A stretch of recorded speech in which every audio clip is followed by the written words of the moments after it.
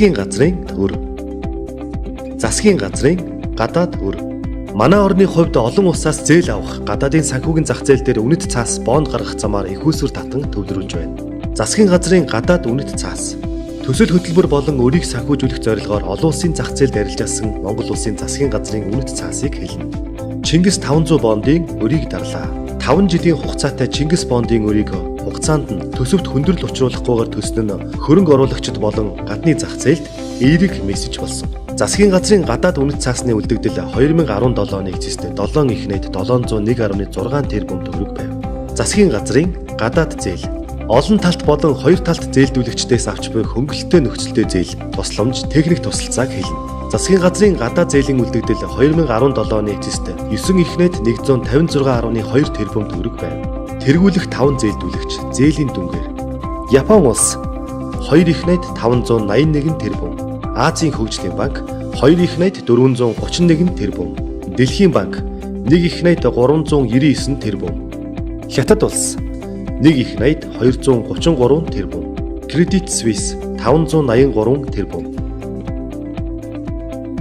Чингис 500 бонд гаргасан он 2012 оны 12 сарын 5. Хугацаа 5 жил. Жилийн хөө 4,125%. Нийт 500 сая ам доллар. Үлдэгдэл 127.2 сая ам доллар буюу 308.8 тэрбум төгрөг. Чингис 1000 бонд гаргасан он 2012 оны 12 сарын 5. Хугацаа 10 жил. Жилийн хөө 5,125%. Нийт 1 тэрбум ам доллар. Үлдэгдэл 1 тэрбум ам доллар буюу 2 их нийт 427.1 тэрбум төгрөг. Мазалай бонд гаргасан он 2016 оны 4 сарын 6. Хугацаа 5 жил. Жилийн хөө 10,875%. Нийт 500 сая ам доллар. Үлдэгдэл 500 сая ам доллар буюу 1 их нийт 213.6 тэрбум төгрөг. Дим сан бонд гаргасан он 2015 оны 6 сарын 30. Хугацаа 3 жил. Жилийн хөө 7.5%. Нийт 1 тэрбум юан. Үлдэгдэл 145.9 сая ам доллар буюу 354.2 тэрбум төгрөг. Хуралтай бонд гаргасан он 2017 оны 3 сарын 9. Хугацаа 7 жил. Жилийн хөө 875%. Нийт 600 сая ам доллар.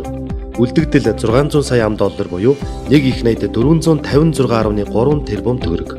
Гэрээгээ бонд гаргасан он 2017 оны 10 сарын 26. Хугацаа 5 жил. Жилийн хөө 5,625%. Нийт 800 сая ам доллар.